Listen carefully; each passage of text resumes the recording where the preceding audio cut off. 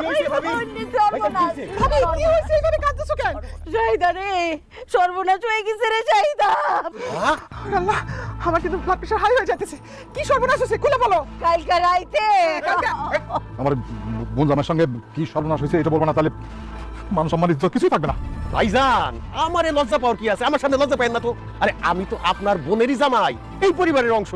কি হয়েছে সেটা কইলা বলেন। ভাবি নাকি ভাইজান কালকে রাত্রে কোথাও চুরি করতে গিয়ে ধরা গেছি? এই তোমার মতো কি জুতা চুরি অভ্যেস নাকি আমার, যে রাইতে বেলা আমি লোকের বাড়িতে চুরি করতে যাবো? ভাইজান কোন কালে জুতা চুরি করছিলাম সেই প্রসঙ্গটাই নিয়ে আসছিলেন। এখন আমি বলি, মনে করাই দেই, আমরা দুইজনে মিলে যে মুরগি চুরি করতাম, জাগা সেটা বাদ। এখন আপনি বলেন সর্বনাশটা কি হয়েছে?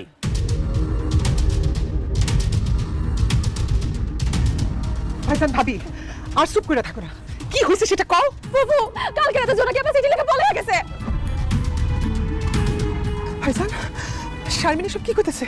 সত্যি কি জোনাকি বাড়ি থেকে পালা গেছে? এই যে চিঠি লিখা বাড়ি থেকে পালাই গেছে, কেন যে গেছে তাও তো জানি না। আজকে ওরে পাত্রপক্ষ দেখতে আসার কথা, বিয়ার দিন তারিখ ঠিক হবে।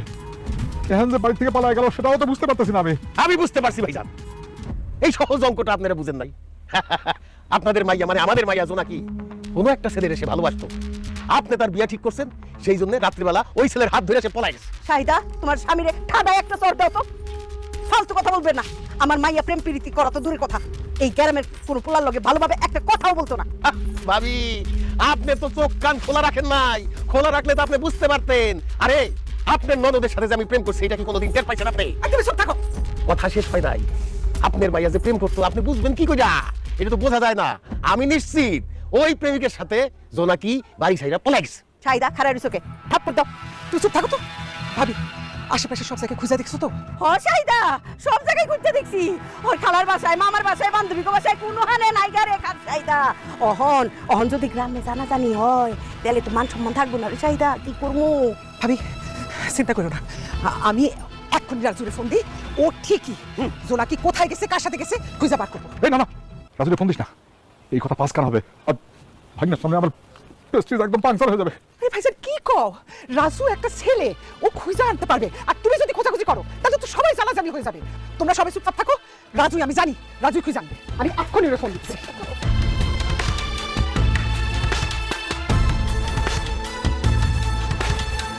হ্যাঁ মা বলো। রাজু, স্পিকার স্পিকার অন কর। রাজু, সর্বনাশ হয়ে গেছে। সর্বনাশ হয়ে গেছে। জোনাকি তোর মামাতো বোন বাড়ি থেকে পলাই গেছে। কি? জোনাকি পালা গেছে? কবে, কখন, কার সাথে, কিভাবে, কোন সময়? এত কিছু জানার দরকার নাই।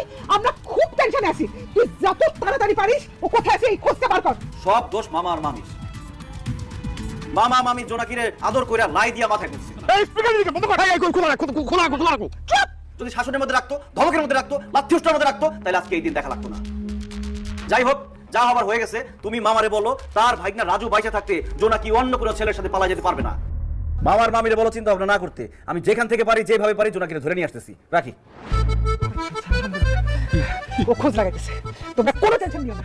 আব্বা আমাকে বেশি টেনশন করতেছে। আরে বাড়ি থেকে পলাইছস, টেনশন করবো না। আপনি আগ করেছে আরেকজন কেন? বিয়ে পড়ান। কিসের বিয়ে করবো? মিথ্যাবাদী ভণ্ড হক। আপনি আপনার মামাতো বোনকে পালাই নিয়ে এসে বিয়ে করতেছেন, তাই না? আমি আমার মামাতো বোন নিয়ে পালাইছি, আপনার মেয়ের নিয়ে পালাইছি। বিয়ে পড়ান। দেখেন, আপনি আপনার মামাতো বোনকে পালাই নিয়ে এসে বিয়ে করতেছেন। এইভাবে বিয়ে করলে আত্মীয় স্বজনের সম্পর্ক নষ্ট হয়। ঘোড়ার ডিম হবে, সম্পর্ক নষ্ট হবে কেন? বিয়ের পরে আত্মীয় স্বজনের সাথে সম্পর্ক আরো পাকাপোক্ত হবে। বুঝলেন না ঘোড়ার ডিম? বিয়ে পড়ান।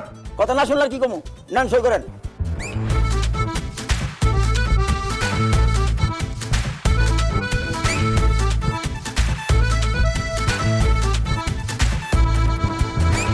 এই কি ব্যাপার, আপনাকে জোর করতেছেন কেন? এই আপনি এত বেশি কথা বলেন কেন? সময় দিবেন না? প্রথম বিয়া, সই করতেছি।